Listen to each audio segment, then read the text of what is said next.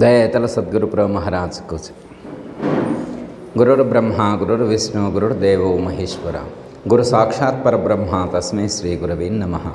శ్రీ దక్షిణామూర్తి సమారంభాం శ్రీ శివరామదీక్షిత మధ్యమాం శ్రీ బృహానార్య పర్యంతం వందే శ్రీ గురు పరంపరం.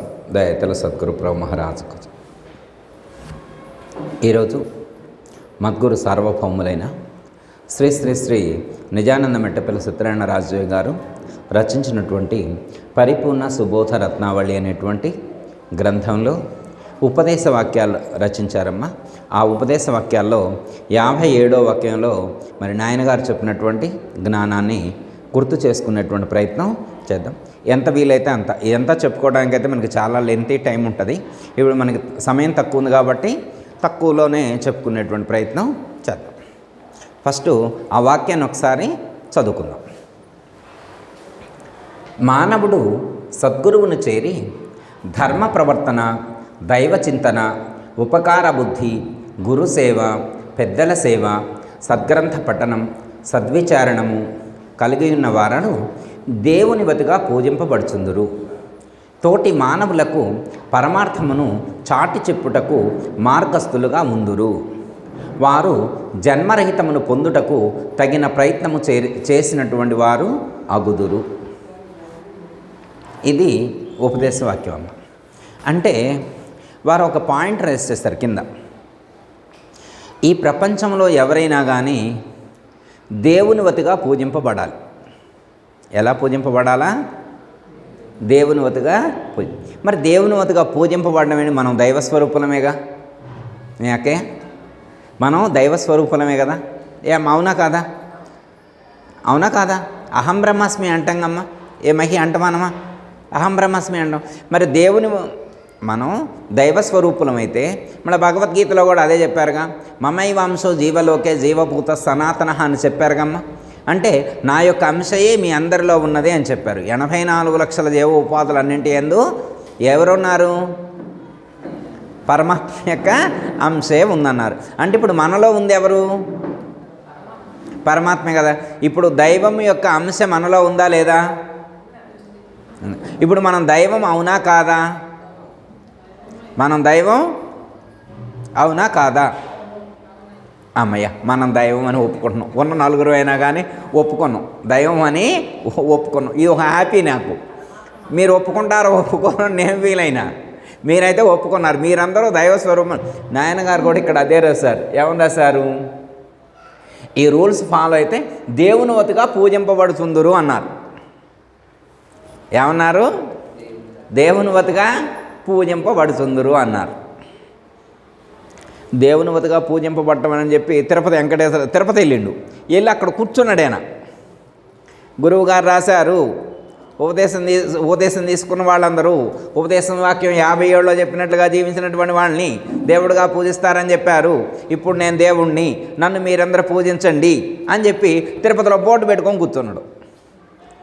తిరుపతిలో బోర్డు పెట్టుకొని కూర్చున్నాడు. పూజించనమ్మా, గురువుగారు రాశారుగా. రాస్తే పూజించరా అంటే గురువుగారు తప్పు రాస్తుంటారా? మహి దేవుని వదిగా పూజింపబడుదురు అని రాశారు. మరి రాస్తే మనం పూజింపబడాలా వద్దా? అది గురువుగారు అందులో రాస్తే పూజింపబడరు. వారు చెప్పినటువంటి పద్ధతిగా ఎవరు జీవిస్తారో వాళ్ళు పూజింపబడతారు. అవునా కాదా? ఇప్పుడు మన గురువు గారిని దేవుళ్ళ పూజించారు, అమ్మగారిని దేవుళ్ళ పూజించారు, సీతమ్మ గారిని దేవుళ్ళ పూజించారు, ఈశ్వరరావు గారిని దేవుళ్ళ పూజించారు. అవునా కాదా? ఎంతమంది గౌరవించారమ్మ? ఈశ్వరరావు గారి పేరు చెబితే ఎంతమంది నమస్కరించారు ఆ రోజు? అవునా కాదా? అట్లనే మరి మన భక్తులందరినీ అట్లే పూజిస్తున్నారా? అసలు వాళ్ళ ఇంట్లో వాళ్ళు ఒప్పుకోవటంలా, కొంతమంది వాళ్ళ కోడలు ఒప్పుకోవటంలా, అసలు వాళ్ళ మనవడు ఒప్పుకోవట్లా, వాళ్ళ మనవడు ఒప్పుకోవట్లా, కొన్ని చోట్ల వాళ్ళ కొడుకులే ఒప్పుకోవటంలా. వాళ్ళ అసలు భక్తులే కాదండి వీళ్ళు అంటాడు. ఒక ఆయన్ని ఉపదేశం తీసుకోండి అని అడిగారు ఒకళ్ళు. ఒక ఆయన్ని మీరు ఉపదేశం తీసుకోండి అని చెప్పి ఒకళ్ళు అడిగారట. మన ఊరిలో కాదులే, వేరే గురువు గారి దగ్గర జరిగిన సంఘటన అన్నమాట. గురువుగారు కొడుకే ఆయన. గురువుగారు కొడుకుని అడిగారన్నమాట. ఒక గురువుగారు కొడుకుని అడిగారు, మీరు కూడా ఉపదేశం తీసుకోండి అన్నారు. ఎందుకు తీసుకోవాలన్నాడు ఆయన. నేను ఉపదేశం ఎందుకు తీసుకోవాలో నాకు సరైన కారణం చెబితే నేను ఉపదేశం తీసుకుంటా అన్నాడు. ఎవరు? గురువుగారు కొడుకే అన్నాడు. అనొచ్చా? అసలు గురువుగారు కొడుకు అనొచ్చా? అనకూడదు. కానీ ఇక్కడ గురువుగారు కొడుకే అన్నాడు. అట్లా నేను ఫ్యాక్ట్ చెప్తున్నాను, జరిగిన సంఘటన చెప్తున్నాడు. ఆయన తీసుకోవచ్చు అంటే ఆయన ఏమనంటే, ఇంతకుముందు మా గురువుగారి దగ్గర ఉపదేశం తీసుకున్న వాళ్ళందరూ ఇట్లా దేవుడు వతగా పూజింపబడితే నేను కూడా తీసుకుంటా అన్నాడు. గురువుగారు పుస్తకంలో రాశారుగా, ఉపదేశం తీసుకున్న వాళ్ళందరూ దేవుని వతగా పూజింపబడుదురు అన్నారు కదా.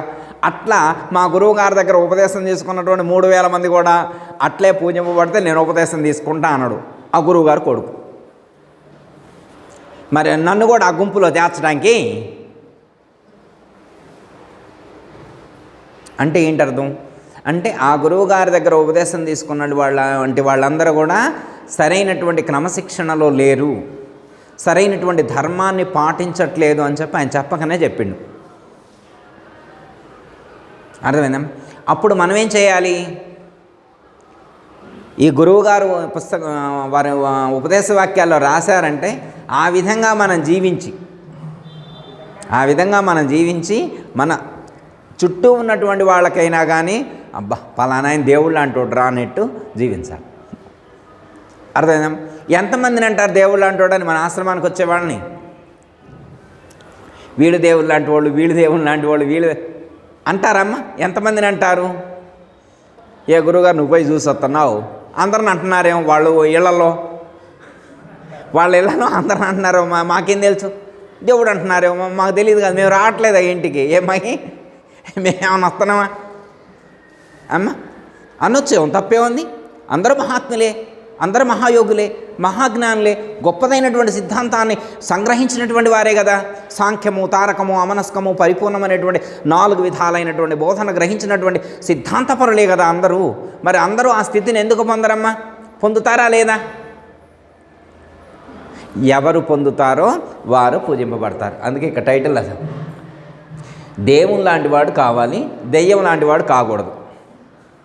ఏం కాకూడదు? దెయ్యం. వామ్మో ఆమమ్మ కొరివి దెయ్యం లాంటిది, నీది ఎట్లాంటిది కొరివి దెయ్యం లాంటిది అని మనల్ని అనరు. నాకు సంతోషం, ఎందుకంటే మన భక్తులు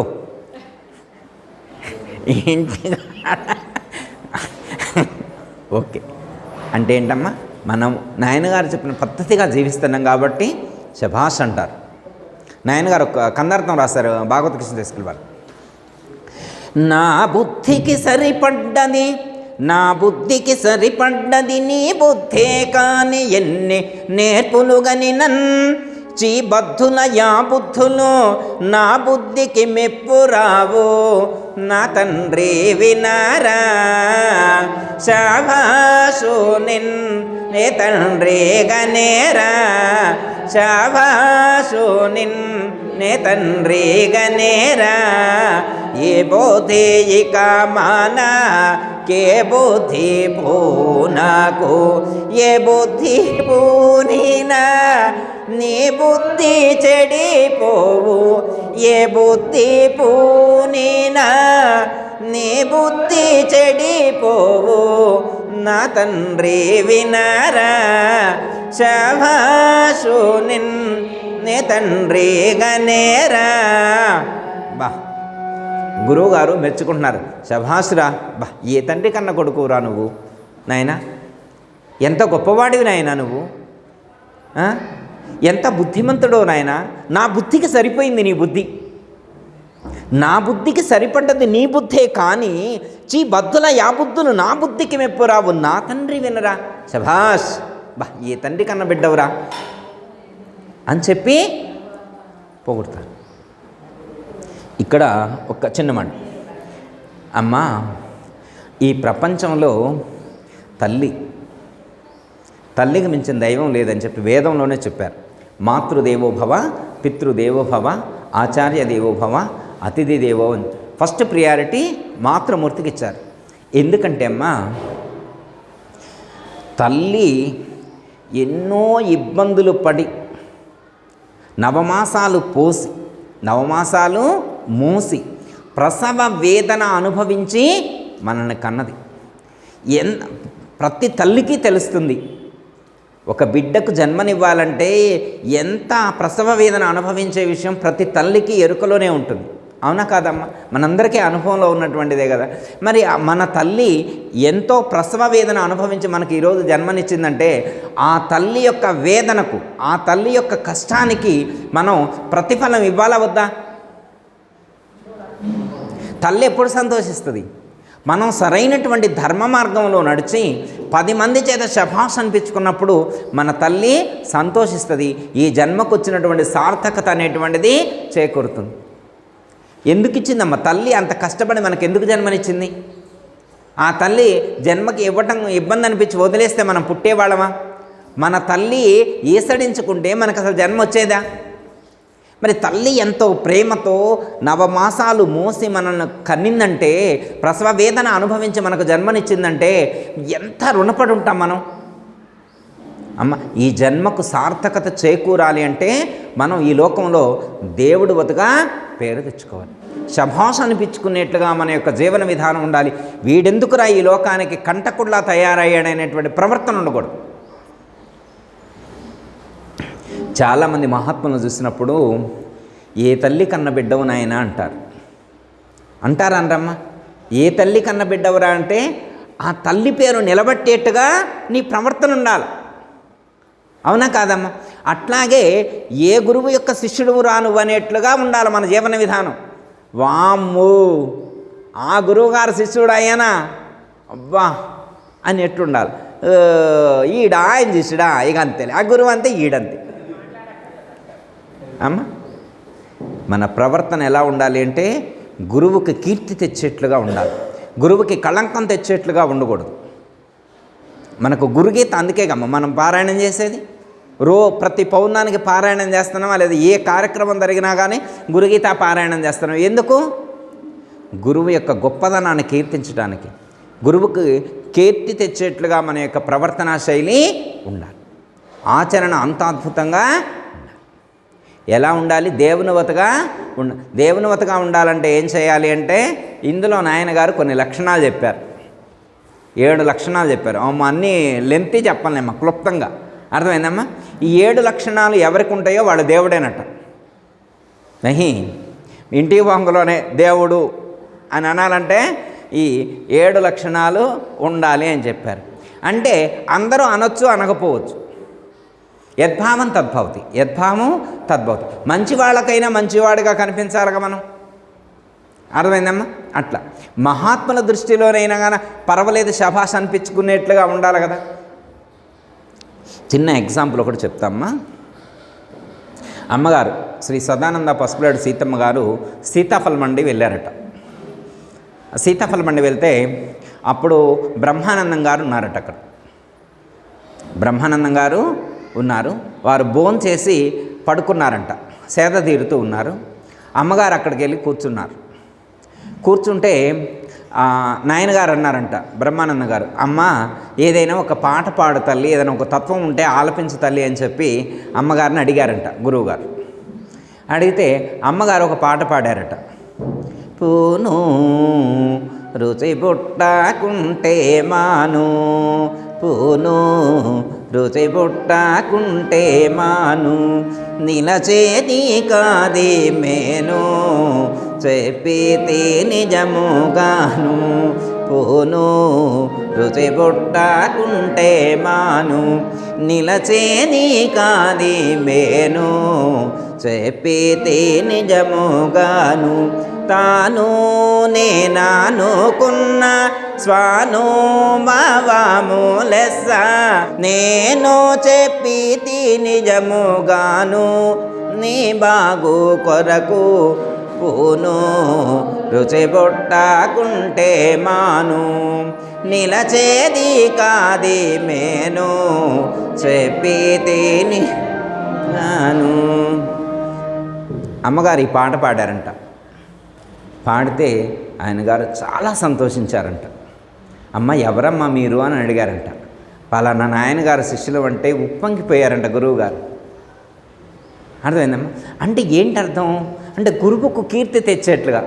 ఏమనుకుంటారు? పలానా సత్యనారాయణ గారు శిష్యురాలు, శ్రీ నిజానంద మెట్టపల్లి సత్యనారాయణ గారు శిష్యురాలు, సదానంద పసుపులేడి సీతమ్మ గారు వెరీ గుడ్, శభాష్ అన్నారా లేదా? నాయనగారు ఉపదేశం తీసుకునేప్పుడు మనకు అదే చెప్పారు. పదుగూరు నిన్ను చూసి పలి శభాషిత్రోవ ఎదురు లేదనేటట్లు ఇదిగో నే చేసేదా. పదుగూరు నిన్ను చూసి పలి శభాష్ ఎదురు లేదనేటట్లు ఇదిగో నే చేసేదా. నేను 10 మంది చూసి నిన్ను శభాష్ అనేట్లుగా నేను చేస్తా. నేనైతే చేస్తా. ఎవరన్నారు? గురువుగారు అంటున్నారు మనతోటి. ఎవరితోటి? మనతోటి. శిష్యుని మనమే కదా శిష్యుని, అంతేగా. గురువులు మనం గురువులం కాదుగా. ఎంత గురువునైనా గురువుగారికి శిష్యులమే. నేనైతే గురువుగారు సేవకుడిని. అర్థమైందమ్మా? 10 నిన్ను చూసి బలి శబాష్ త్రోవ ఎదురు లేదన్నట్టు ఇదిగో ఇదిగో ఇదిగో నే చేసేదా. ఎప్పుడు మరి వింటివేని? ఎప్పుడు మరి వింటివేని? చెంచల బుద్ధి మానుంటివేని. చెంచల బుద్ధి, నీ యొక్క చెంచల బుద్ధిని మానుకోవాలి. నువ్వు మంచిగా వినాలా. ఏం వినాలా? వారు ఏం చెప్పారో చెప్పింది చెప్పినట్టు వినాలా. ఏం వినాలా? ఏం చెప్పారో చెప్పింది చెప్పినట్టు వినాలి. వారు పరిపూర్ణం చెబితే నువ్వు ఎరుకనుకుంటే కుదరదు. అది అర్థమైందమ్మా? వారు ఎరుకను గురించి చెబితే నువ్వు అది ద్వైతం అనుకుంటే కుదరదు.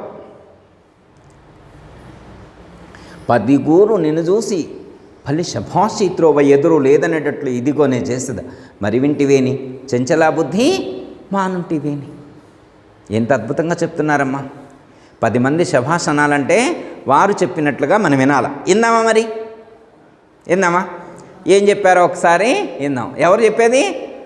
నాయన గారు చెప్తున్నారు కదా. ఫస్ట్ 7 సూత్రాలు చెప్పారు. ఎన్ని సూత్రాలు? 7 సూత్రాలు. తక్కువ టైంలోనే మైకులేదు. ఫస్ట్ ధర్మ ప్రవర్తన.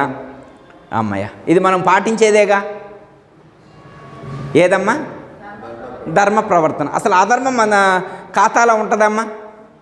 అసలు ఎప్పుడైనా మన జీవితంలో అధర్మం అనేటువంటిది ఉంటుందా?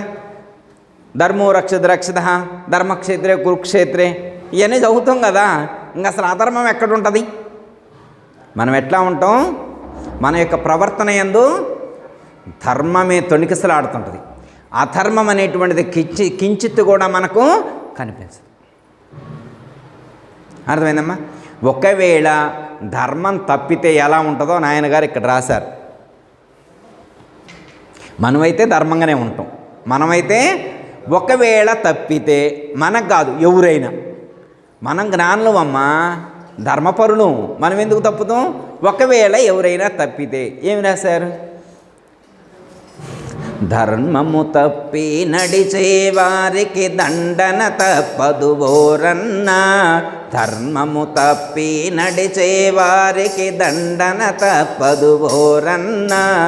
ధర్మ మర్మములు గురు చేయరిగి, ధర్మ మర్మములు గురు చేయరిగి, దారి తప్పకు సోదరుడా. ధర్మ మర్మములు గురు చేయరిగి, దారి తప్పకుర సోదరుడా.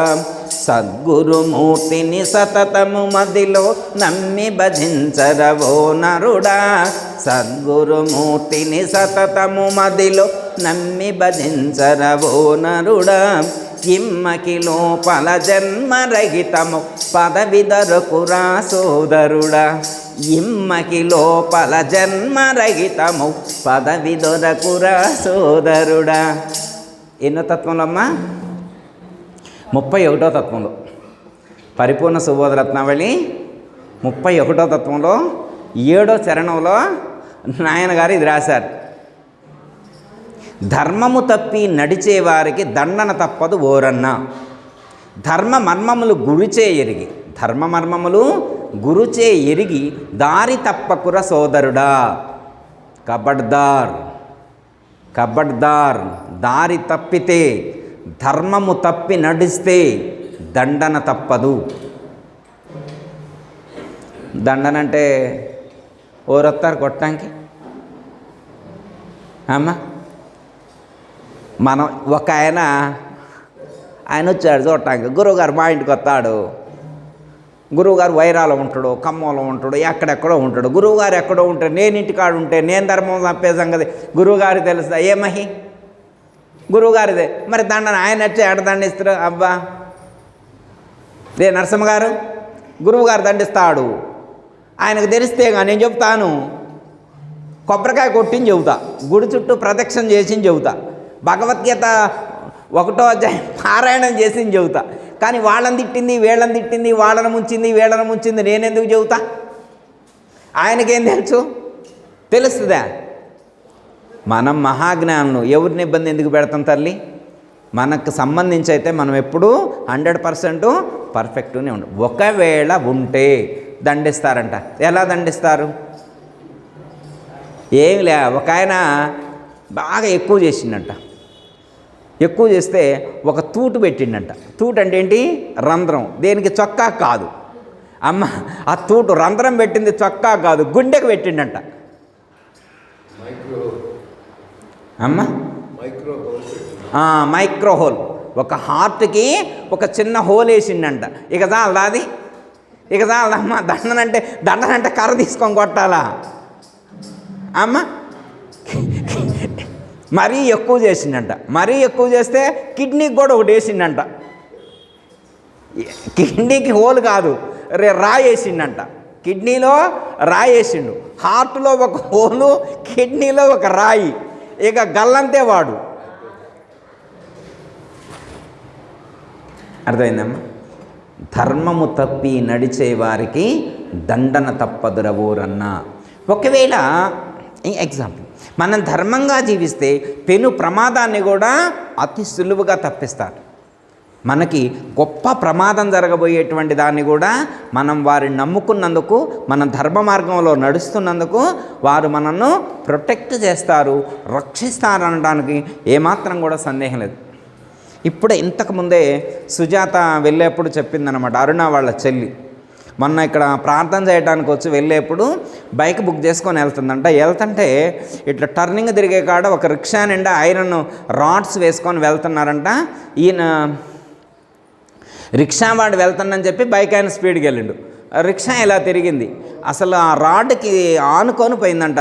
ఈ హ్యాండ్ బ్యాగ్ మొత్తానికి గీత గీసుకొని పోయిందంట. అదే హ్యాండ్ బ్యాగ్ లేకపోతే చెయ్యి మొత్తం కట్ అయ్యేదట. కొంచెంలో మళ్ళా మంత్రం చదువుకుంటూ వెళ్తుంది. చెప్పింది, నేను దేవుడి దగ్గరకు వచ్చా, గురుస్థానానికి వచ్చి స్మరణ చేసుకుంటూ వెళ్తున్నా కాబట్టి ఆ గురువు గారే నన్ను కాపాడారని చెప్పి ఇప్పుడే ఇంతకుముందే చెప్పి వెళ్ళింది. అర్థమైందమ్మా? మనం ధర్మంగా ఉన్నప్పుడు దైవానుగ్రహం ఖచ్చితంగా మన మీద ప్రసరితమవుతుంది. అందులో ఏమాత్రం కూడా సందేహం లేదు. ధర్మో రక్షతి రక్షిత అన్నారు. ధర్మాన్ని మనం కాపాడితే ధర్మం మనల్ని కాపాడుద్ది. వెంటనే ఒక ఆయన ప్రశ్నేసిండు, ఏం గురువుగారు, ధర్మాన్ని మీరు కాపాడటం ఏంటి? ధర్మాన్ని దాన్ని అదే కాపాడుకోలేకపోతే నిన్నేం కాపాడిద్ది అన్నాడు. వెటకారంగా ఉంటారుగా అమ్మ, మేధావులు ఉంటారుగా. ఏ ధర్మాన్ని నువ్వు కాపాడటం ఏంటి? ధర్మం తనను తాను కాపాడుకోలేదా? తనను తానే కాపాడుకోలేకపోతే నిన్నెట్ట కాపాడిద్ది? అడగరా కాళిదాస్ గారు, మీ అపార్ట్మెంట్ కాడ అడిగే వాళ్ళు లేరు?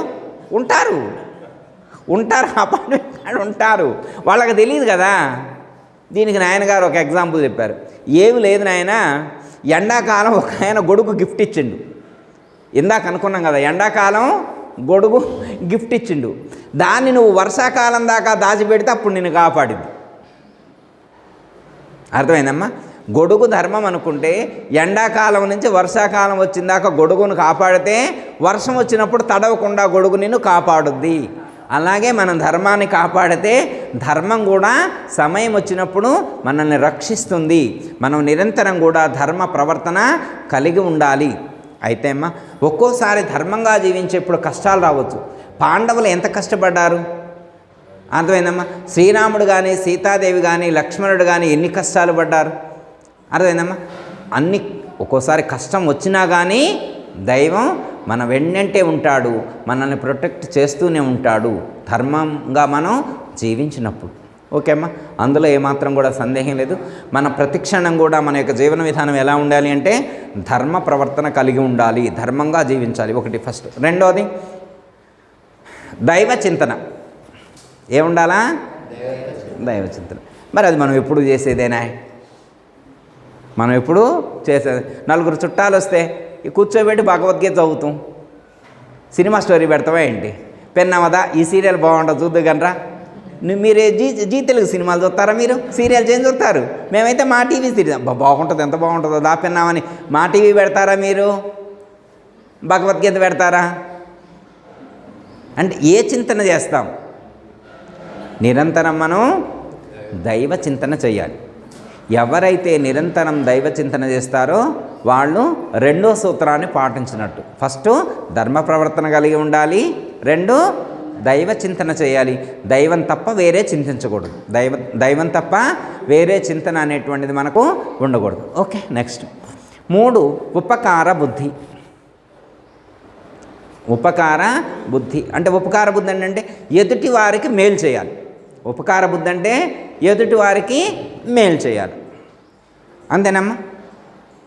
అంటే ఎప్పుడు కూడా 10 మంది మేలును ఎవరైతే కీర్తిస్తారో, 10 మంది మంచిగా ఉండాలని చెప్పి ఎవరైతే కోరుకుంటారో వాళ్ళు ఎప్పుడూ బాగుంటారు. 10 మంది మేలు కోరేవాళ్ళు ఎప్పుడూ బాగుంటారు. అందుకే మన మహాత్ములు ఏం చేశారంటే సర్వే జనా సుఖినో భవంతు ఒక సూత్రం పెట్టారు. సర్వే జనా సుఖినో భవంతు, లోకా సమస్త సుఖినో భవంతు. అర్థమైందమ్మా? సర్వజనులు సుఖంగా ఉండాలి, లోకంలో ఉన్నటువంటి వాళ్ళందరూ కూడా సుఖంగా ఉండాలని చెప్పి మేలు కోరుకోవాలి. అంటే ఎదుటి వారికి ఉపకారం చేయాలి అనేటువంటి తలంపు మనలో ఉండాలి. అయితే ఎదుటి వారికి ఉపకారం చేసినప్పుడు ప్రతిఫలాన్ని ఆశించకూడదట. ఏం చేయకూడదు? ప్రతిఫలాన్ని ఆశించకుండా మేలు చేయాలి. ఎవరైతే ప్రతిఫలాన్ని ఆశించకుండా ఇతరులకు మేలు చేస్తారో వాళ్లకు గొప్ప ప్రయోజనం అనేటువంటిది చేకూరుతుంది. ఇక్కడ 3వ సూత్రాన్ని కూడా మనం పాటించినటువంటి వాళ్ళం అవుతాం. అవునమ్మా? 3 అయిపోయినాకమ్మా, ఇంక 4వది. ఇది మనం ఎప్పుడు చేసేది ఏం చేయాలా? గురు సేవ. ఏం చేయాలా? గురు సేవ. గురువుగారు సేవ చేద్దామంటే పిలవండి ఒకసారి. గురువుగారికి సేవ చేయాలని చెప్పి ఆలోచన వచ్చింది. మరి గురువుగారికి సేవ చేయాలని చెప్పి ఆలోచన వస్తే మరి ఇప్పుడు గురువుగారు శరీరంతో ఉన్నారా?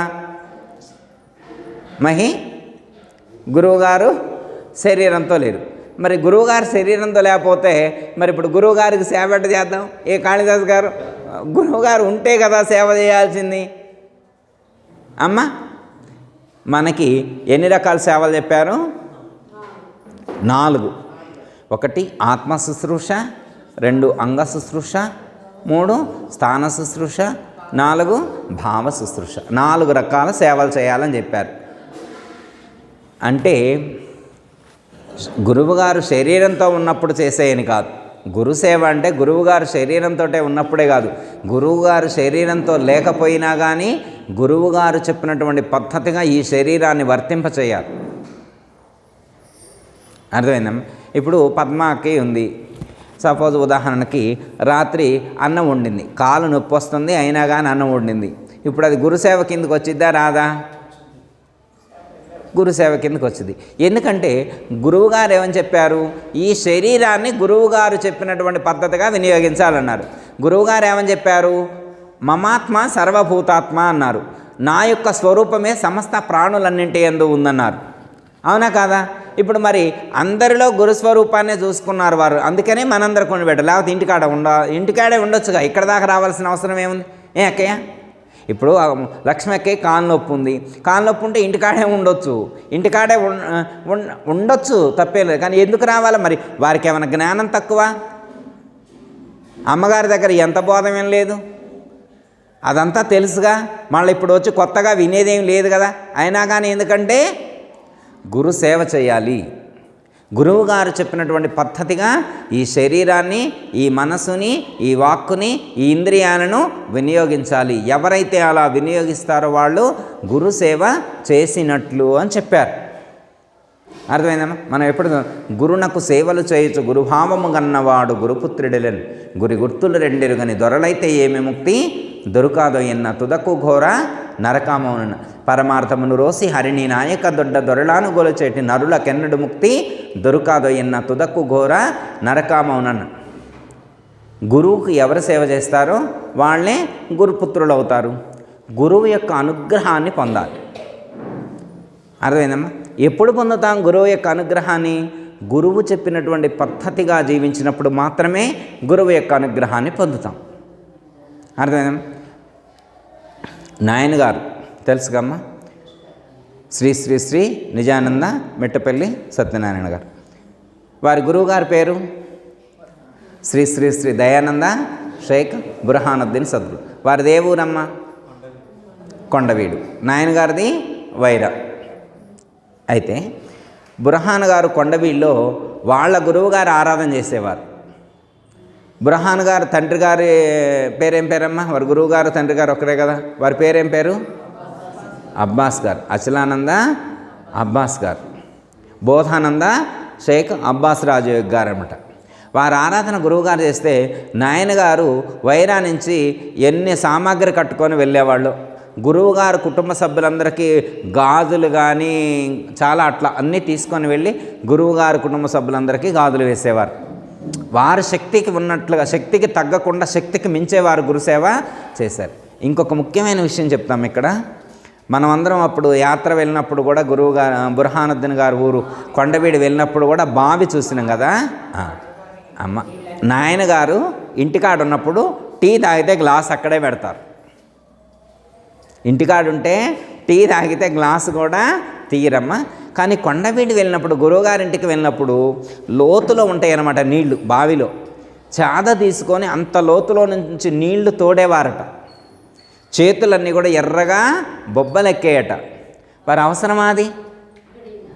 ఎవరన్నా డిమాండ్ చేశారా? నువ్వు ఖచ్చితంగా నీళ్లు తోడాలని డిమాండ్ చేశారా? లేదమ్మా. నాయనగారు ఉన్నప్పుడు చెప్పారు. నాయనగారు వాళ్ళ గురువుగారి కుటుంబ సభ్యులు ఎవరైతే ఉన్నారో గురువుగారి కుటుంబ సభ్యుల్ని అసలు మంచం దిగనిచ్చేవాళ్ళు కాదట.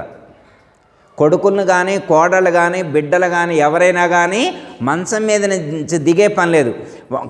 మంచాల మీదకే.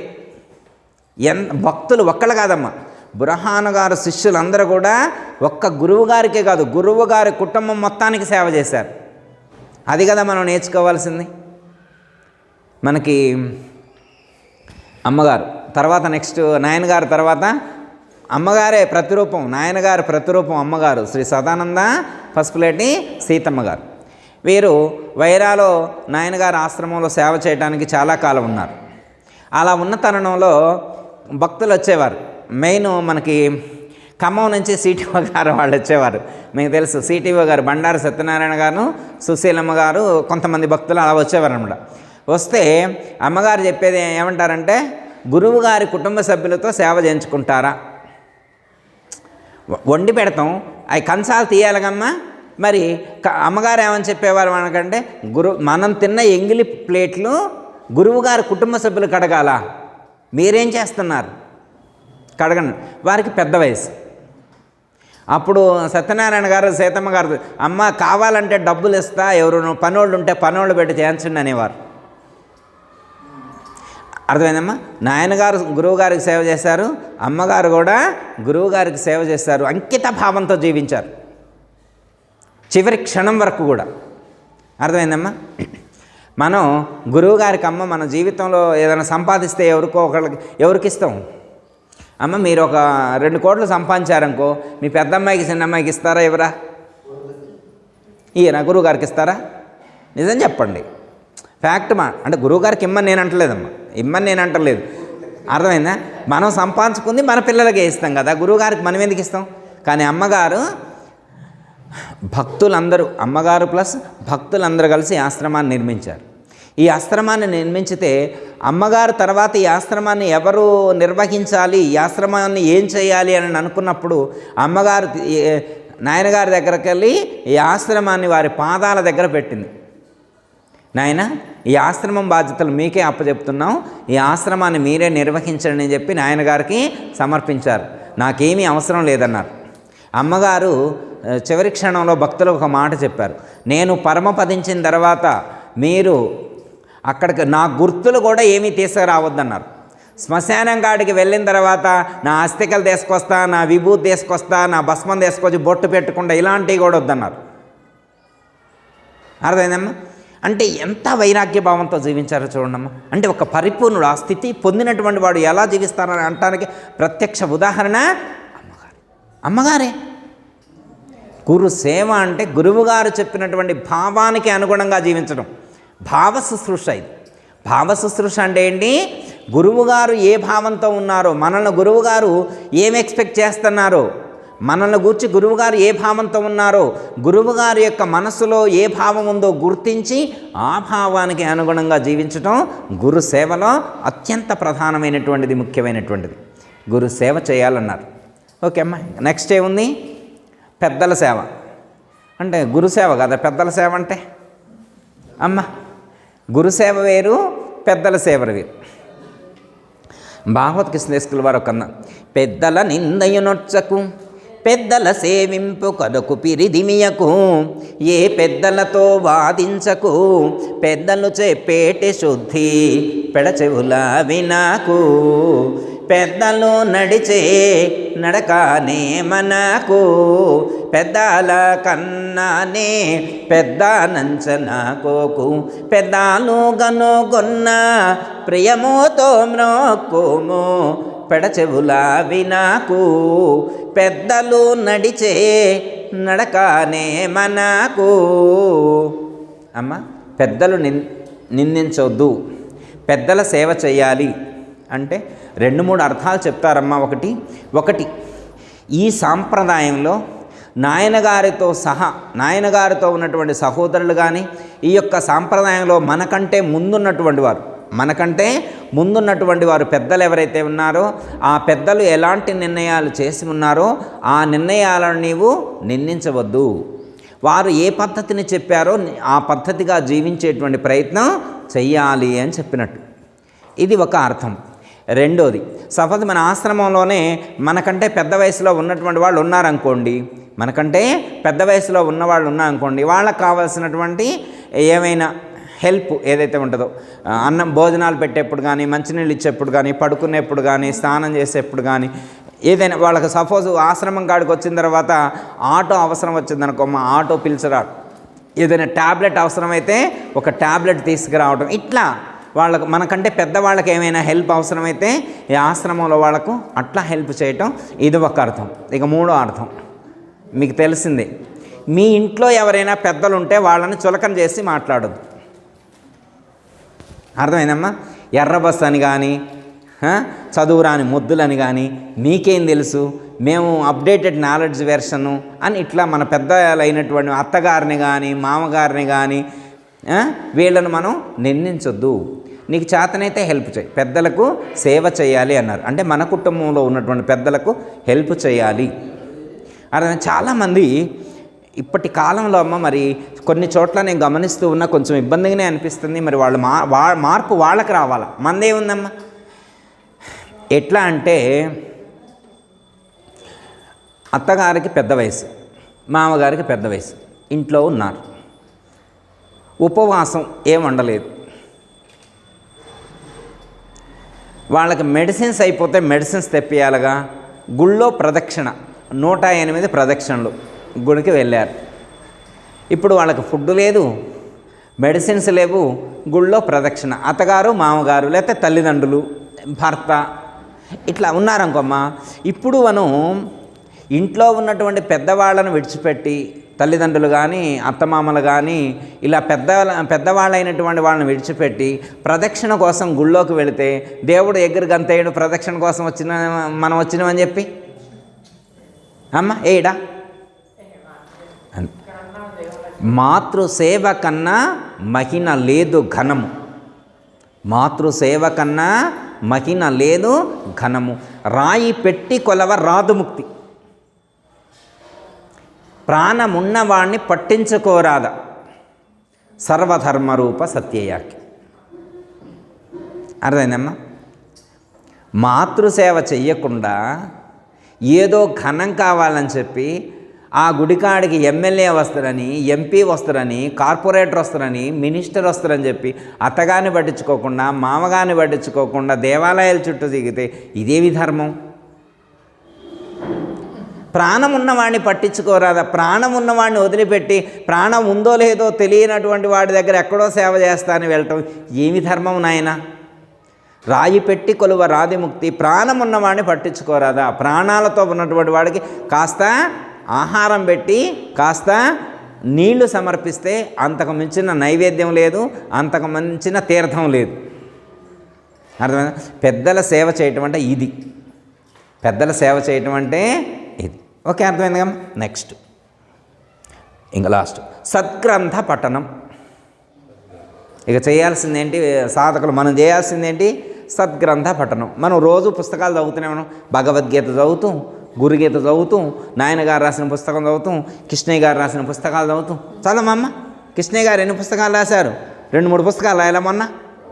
అమ్మ 2-3 పుస్తకాలు రాయాలా? మనం పుస్తకం చదవడం కష్టమైందని చెప్పి మన లక్ష్మీ అక్కయ్య రోజు వాయిస్ ఓవర్ కూడా ఇస్తున్నారు మనకి గ్రూపుల్లో. మీరందరూ అది వింటున్నారని నేను అనుకుంటున్నా. మన గ్రూప్లో వాళ్ళు వేరే గ్రూపుల్లో పెడితే కూడా వేరే చాలామంది కూడా గురువులు కానీ భక్తులు కానీ ఫోన్ చేసి మరీ అడుగుతున్నారు, ఎవరండి ఇంత అద్భుతంగా చెప్తున్నారు, వాయిస్ బాగుంది, చాలా చక్కగా చెప్తున్నారు, ఎవరని అడుగుతున్నారు. మీరు కూడా వింటున్నారని నేను అనుకుంటున్నా. ఇప్పుడు ఏం చదువుతున్నారు అక్కయ్య? ఒకసారి గుర్తు చేస్తారు ఎవరైనా? ఏం చదువుతున్నారు అక్కయ్య? చదివే పుస్తకం మహి అంటే మహికి తెలుసు, నేను చెప్పనంటాను. సీనియర్స్ చాలామంది ఉన్నారు, సీనియర్స్ని అడగకుండా జూనియర్ని నన్ను అడుగుతున్నామేంటి అని చెప్పి మహి చెప్పట్లేదు. కాళిదాస్ గారు చెప్పాలి. ఎస్, మహాలక్ష్మి గారు వింటున్నారని తెలుస్తుంది. రామ శతకం. దీనికంటే ముందు సద్గురు ఉపదేశామృత సారం. అర్థమైందమ్మా? ఎందుకంటే అంత అద్భుతంగా ఉంది.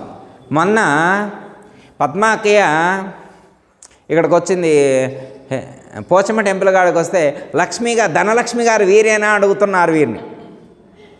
ధనలక్ష్మి గారు వీరేనా? ధనలక్ష్మి గారు వీరు కాదమ్మా, వీరు మంచాల పద్మావతి గారు, ధనలక్ష్మి గారు వేరే ఉంటారు. ఒకసారి ఆహ్వానించదు అని చెప్తే, ఒకసారి రమ్మంటే అక్కయ్య వస్తే, ఒకసారి పరిచయం చేస్తే వాళ్ళు ఎంత సంతోషించారో అక్కయ్యని చూసి. అంటే రోజు వింటున్నారమ్మా, రోజు వింటున్నారు కాబట్టి అది చదివే వాళ్ళు ఎవరో వాళ్ళని దర్శించాలని చెప్పి, చూడాలని చెప్పి తప్పనన్నమాట. చూసి ఎంతమంది సంతోషించారు ఆ రోజు? అందరూ సంతోషించారు. అర్థమైందమ్మా? అది అంటే సద్గ్రంథ పఠనం అంటే అది. ఇప్పుడు పఠనం కాదుగా, మనకి శ్రవణమేగా అమ్మ, శ్రవణం నొక్కటమేగా, వేరే నొక్కే బదులు ఇది నొక్కొచ్చుగా.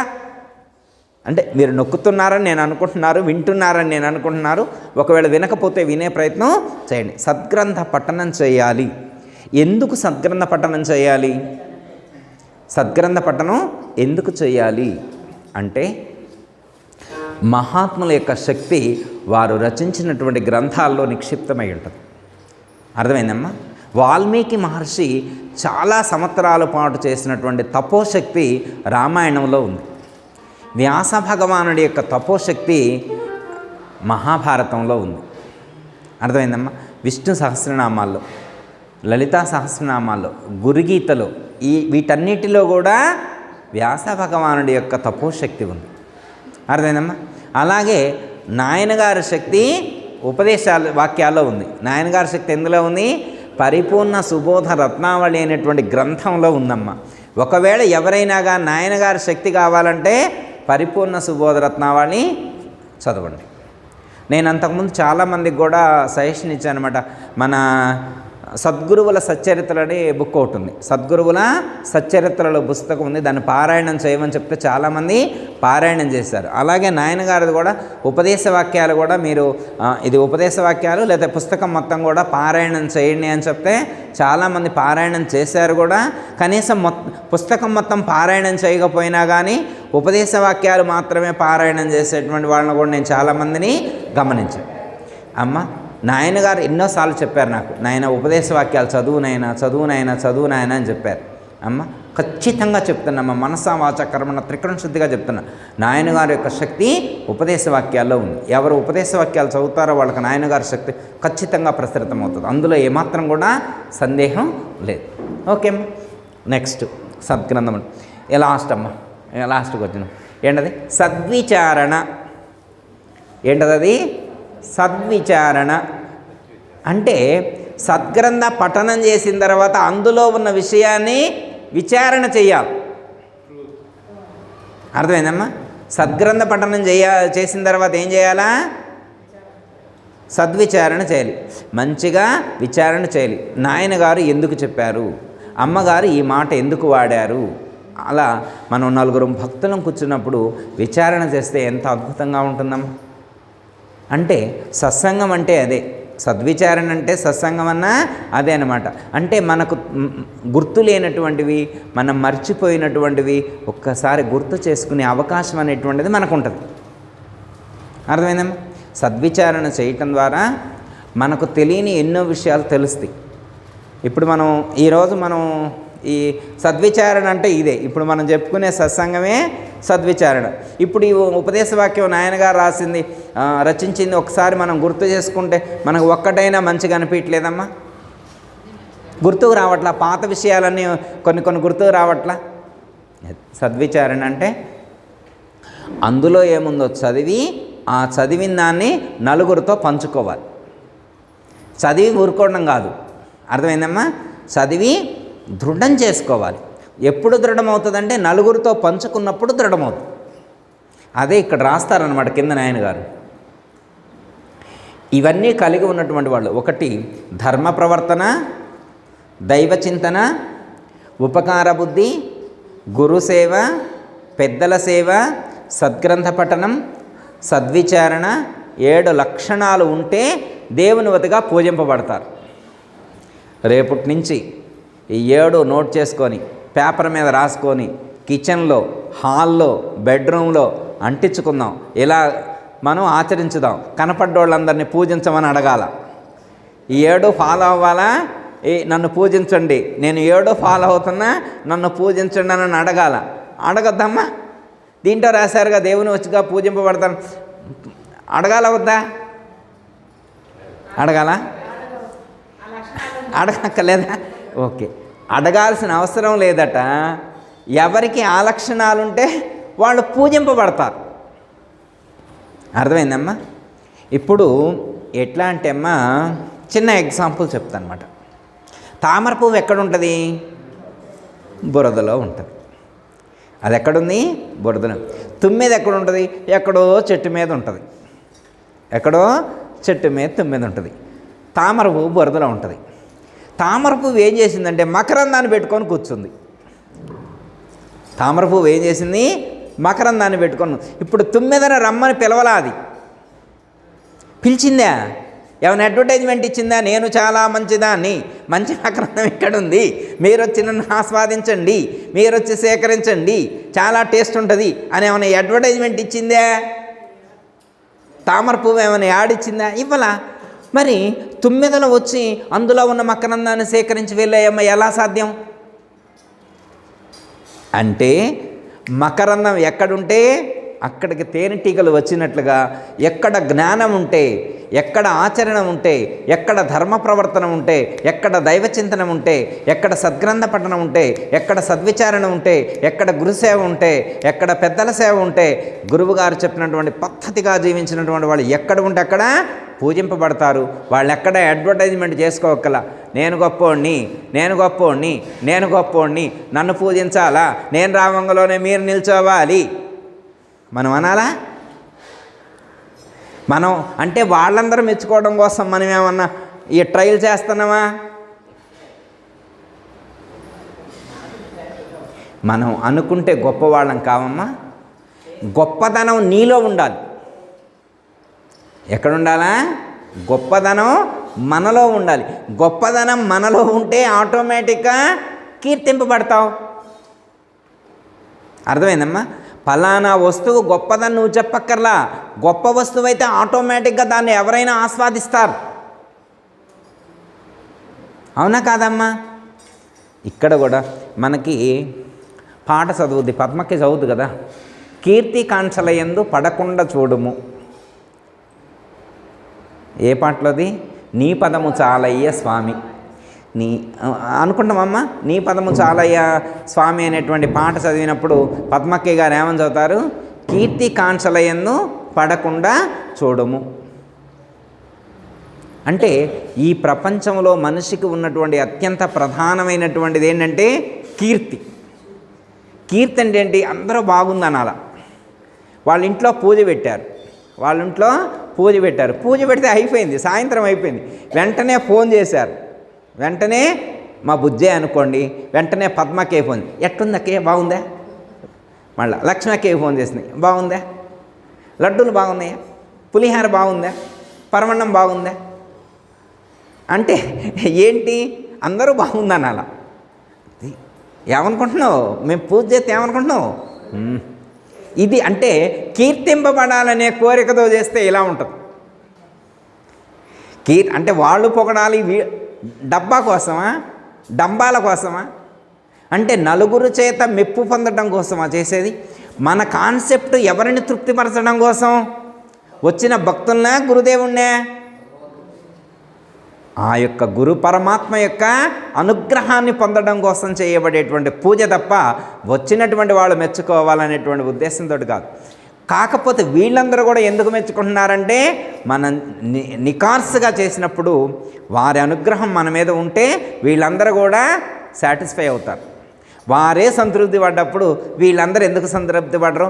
వీళ్ళందరూ కూడా ఆ తాను ముక్కే, మనమందరం ఏ తానులో మొక్క, ఒకే క్లాత్ మనందరిది, మనందరం కుట్టించుకుంది ఒకే క్లాత్. ఒకే క్లాత్ అంటే కలర్స్ వేరని ఇయ్యనుకో, మాకు క్లాత్ అంటే శరీరాలు. మనందరం ఒకే శరీరాలు ధరించి వచ్చాం, ఒకే లక్ష్యంతో వచ్చాం, ఒకే జ్ఞానంతో వచ్చాం. అందుకే ఒకే గురు సాంప్రదాయంలో అడుగులు వేస్తున్నాం. మనం ఒకే తాను ముక్కలం అంటే ఒకే సాంప్రదాయంలో అడుగులు వేసేవాళ్ళమని అర్థం. అవునా కాదా? అంటే మనం కీర్తి కోసం చెయ్యట్లేదు. అర్థమైందమ్మా? ఎవరో పూజించాలని, ఎవరో మెచ్చుకోవాలని కాదు మనం జీవించేది. మన లక్ష్యం ఎవరి కోసం? వారి కోసం. ఒక ఊరిలో పెళ్ళి జరుగుతుంది. పెళ్ళికి సీఎం గారు వస్తున్నారు. ఎవరు? చంద్రమౌళి అని ఆయన కాదు. మళ్ళీ సీఎం అంటే సినిమాలో చంద్రమౌళి వస్తున్నానని కామెడీ పెడతారు. ఆయన కాదనమాట, నిజంగా సీఎంఏ వచ్చేది, నిజంగా సీఎంఏ వస్తాడు. అమ్మ ఒక్క నిమిషం, నిజంగా సీఎంఏ వస్తానంట. వస్తే అప్పుడు దాకా వెనక చైర్లో కూర్చున్నటువంటి ఒక మహిళామ తల్లి వెంటనే సరి చేసుకొని మళ్ళీ ఫ్రెష్ అప్ అయ్యి పౌడర్ వేసుకొని పెర్ఫ్యూమ్ గట్టి కొట్టుకొని వచ్చి, ఏం లేదు ఆ ఎదర డయాస్ కాడ కొద్దిగా అటు ఇటు సర్దుతుందంట, పూలదండలో పూలు అయిన సర్దుతుంది. ఈ నిజంగా పెళ్ళోళ్ళ కోసం హెల్ప్ చేయడం కోసమా? కాదు, ఆ వచ్చే సీఎం గారి దృష్టిలో ఆమె పడాలని. అర్థమైందమ్మా? అంటే మనం ఎవరి దృష్టిలో పడాలనుకుంటున్నాం? ఇక్కడ ఆశ్రమం కాడికి వచ్చి సేవ చేస్తున్నాం. ఇప్పుడు ఆశ్రమంలో కిచెన్లో ఉండి సేవ చేస్తుంది పద్మక్కయ్య. కిచెన్లో ఉండి సేవ చేస్తే ఎవరికి కనపడతారు? ఎవరికైనా కనపడతారమ్మా? ఎవరికి కనపడరు. కానీ తినేప్పుడు తిన్న వాళ్ళందరూ ఎవరు వండారంటారు. వండేప్పుడు కనపడుతుందా? కనపడలేదు. కానీ తిన్న వాళ్ళందరూ అబ్బా ఎంత బాగుంది, అసలు ఎవరు వండారు? లక్ష్మకే అయితే ఏముంటుంది, పద్మకే వండి ఉంటుంది అంట. అవునా కదా? ఎవరు వండారంటే ఏముంటుంది? లక్ష్మకే, ఇది పద్మక్కయే వండిద్ది, లేదా అంజమ్మ గారు వండింది అంటారు. అర్థమైందమ్మా? ఎందుకంటే వాళ్ళే అంత మంచిగా వండుతారు ఆశ్రమంలో, అంత టేస్ట్గా. కోటేశ్వరరావుని ఏమంటాడు, నేను ఇక్కడికి వస్తే మంచిగా తింటా అన్నాడు. నిన్ననే మా ఇంటికాడికి వచ్చినప్పుడు కూడా అబ్బా 3 కూరలతో ఇవాళ మంచిగా తిన్నా. అంటే ఇక్కడ వండింది కూడా పద్మక్కయే వండుద్ది. ఎక్కడైనా, ఇంటికాడైనా, ఎక్కడైనా, ఆశ్రమంలోనైనా పద్మక్కయే వండుద్ది. అయితే అమ్మ ఆ స్థానాన్ని బట్టి అర్థమైనా. ఇక్కడ మనం ఇంటికాడ అనుకున్నాం అనమాట, ఆశ్రమంలో టేస్ట్గా ఉంటాయి. ఆశ్రమంలో టేస్ట్గా ఎందుకు ఉంటాయి అంటే అది ఒక్కళ్ళ ఆలోచనతో కాదు, 100 మంది ఒకే ఆలోచనతో చేస్తున్నారు. ఒక్క ఆలోచన 100 రకాలుగా ఆలోచించట్లేదమ్మా. 100 మంది కూడా ఒకే ఆలోచనతో. ఏం ఆలోచన? గురు సేవ చేయాలి, అన్నదానం చేయాలి, అందరికీ సేవ చేయాలి అనేటువంటి ఒకే ఒక్క తలంపుతో చేస్తున్నాం. కాబట్టి అందరూ కూడా విరాళాలు ఇచ్చినటువంటి డబ్బులై. అర్థమైందమ్మా? నా ఒక్క డబ్బులతో, మీ ఒక్క డబ్బులతో జరగట్లా. అందరూ సమిష్టిగా కృషి చేస్తూ ఉన్నారు. సమిష్టిగా ఆర్థికంగా కొంత అమౌంట్ తయారు చేసి ప్రతి నెల కూడా పౌర్ణం పూజకి మనం పెడుతున్నామంటే అసలు వచ్చిన వాళ్ళందరూ ఇక్కడ అన్నదానం జరిగినట్లేదు అంటున్నారు. అన్నప్రసాద వితరణ లాగలేదు, ఇది ఫంక్షన్ లాగుంది, పెళ్లి భోజనాలు పెట్టినట్టు పెడుతున్నారు అంటున్నారు. అది క్రెడిట్ ఎవరికి? ఒక్కళ్ళకమ్మా, మనందరిది. అంటే అమ్మా వారి యొక్క అనుగ్రహం. అర్థమైందమ్మా? చేసేటువంటి వాళ్ళు 10 మంది కీర్తింపబడాలని చేయలేదు. నికార్సుగా నిజాయితీగా చేస్తే ఆటోమేటిక్గా వాళ్ళే గుర్తిస్తారు. మనం అనాలా, ఇప్పుడు పద్మకే మంచిగా సాంబార్ పెట్టిందని, లేకపోతే రసం పెట్టిందని, చట్నీ చేసిందని చెప్పి లక్ష్మక్కకి ఎవరు చెప్పారు? ఇప్పుడు శ్రీనివాసరావు గారు తినంగలోనే చట్నీ బాగుంది ఎవరు ఉండారని అంటారా అనరా? అంటే మహి ఏమంటుంది? మా అమ్మే వండింది అంటది. మా అమ్మే అంటే మహి కూడా అంతే అద్భుతంగా వండుద్ది. ఆ విషయం శ్రీనివాసరావు గారికి తెలియదు కదా, కాబట్టి పద్మక్కే వండింది అంటారు. అంటే అలా అంటే చెప్పక్కల్లా వేరే ఏమి, మనం ఎక్కడ ఉండి సేవ చేసినా కానీ ఖచ్చితంగా తెలిసే వాళ్ళకి తెలుస్తుంది. మన లక్ష్యం వీళ్ళందరూ మెచ్చుకోవాలని కాదు కదా, మనం జన్మరహితం కోసం, మనలో ఉన్నటువంటి అహం నశించడం కోసం ఆశ్రమంలో చేరి గురుసేవ చేస్తూ ఉన్నాం. ఇలా చేయటం వల్ల మనకి అహం నశిస్తుంది. గురుసేవ చేయటం వల్ల ఏమవుతుంది? అహం నశించింది. అమ్మగారి కాన్సెప్ట్ అదే, నాయనగారి కాన్సెప్ట్ కూడా అదే. నాయనగారు కానీ అమ్మగారు కానీ ఎంత స్థితిలో ఉన్నప్పటికీ కూడా గురువుగారి దగ్గర గురువు సన్నిధిలో మృత్యుని పగిది జీవించారు. మృత్యుని వలె ఉండేటువంటి ఏమీ లేని స్థితిలో ఉన్నట్టే ఉండాలనేవారు. అమ్మగారు ఒక తత్వం రాశారు. నేను తత్వం రాసినప్పుడు ఇలాంటి పదం అవసరమా అన్న అమ్మగారిని అడిగా. కాదయ్యా అలా ఉండాలన్నారు. శిష్యుడు ఇలాగే కోరుకోవాలన్నారు. మొరను వినుమా గురువర, మొరను వినుమా గురువరానే శరణు వేడుచుంటిని, మొరను వినుమా గురువరానే శరణు వేడుచుంటిని, మరణ జననము లేకయుండే మరుగుదెల్పుమ గురువర, మనను వినుమా గురువరానే శరణు వేడుచుంటిని. అమ్మగారు ఏమన్నారంటే ఒక సాధకుడు గురువు యొక్క సన్నిధికి వెళ్ళి మొరపెట్టుకోవాలన్నారు. అర్థం హరీన్ దాసుడని సర్వస్య శరణాగతి నుండి, సర్వస్య శరణాగతి నుండి నీ యొక్క పాదదాసుడిని, నీ యొక్క పాదదాసుడిని, నీ యొక్క శరణాగతి చెందుతున్నాను, పాలముంచినా నీలముంచినా నీదే భారము తండ్రి అనేటువంటి భావనతో ఎవరు శరణాగతి చెందుతారో వారికి వారి యొక్క అనుగ్రహం ప్రసరితమవుతుంది. అమ్మగారు అదే చెప్పారు, గురువుని ఇలాగే మొరపెట్టుకోవాలన్నారు. నన్ను రక్షించమని చెప్పి అమ్మగారు మీలాంటి వాడు మొరపెట్టుకోవాలా, ఒక్కసారి చెప్తే వారు అనుగ్రహించరా అన్న. అమ్మ మనలాంటి వాళ్ళమంటే ఓ గంటల తరబడి పద్యాలు చదవాలి, పాటలు చదవాలి, మంత్రాలు చదవాలి. మరి అమ్మగారు లాంటి వాళ్ళు, నాయనగారు లాంటి వాళ్ళు కూడా ఈ మనలాగానే మంత్రాలు ఇవన్నీ చేయాల్సిన అవసరం ఉంటుందా? ఒక్కసారి సంకల్పం చేస్తే సరిపోదా? అమ్మగారు అన్నారు సరిపోదన్నారు. నాలో ఉన్న అహం దిగాల, నాలో ఉన్న అహం పూర్తిగా నశించాలి, అహం తగ్గిపోవాలి, వారి పాదాల చెంత నేను దాసాన దాసుడను అనేటువంటి భావన నాలో ఉండాలి.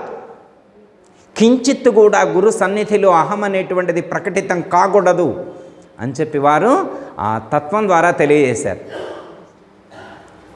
అర్థమైందమ్మా? మొరను వినుమా గురువరా, నా యొక్క మొర వినండి స్వామి అని చెప్పి వారు వేడుకున్నారు. ఓకే అమ్మా.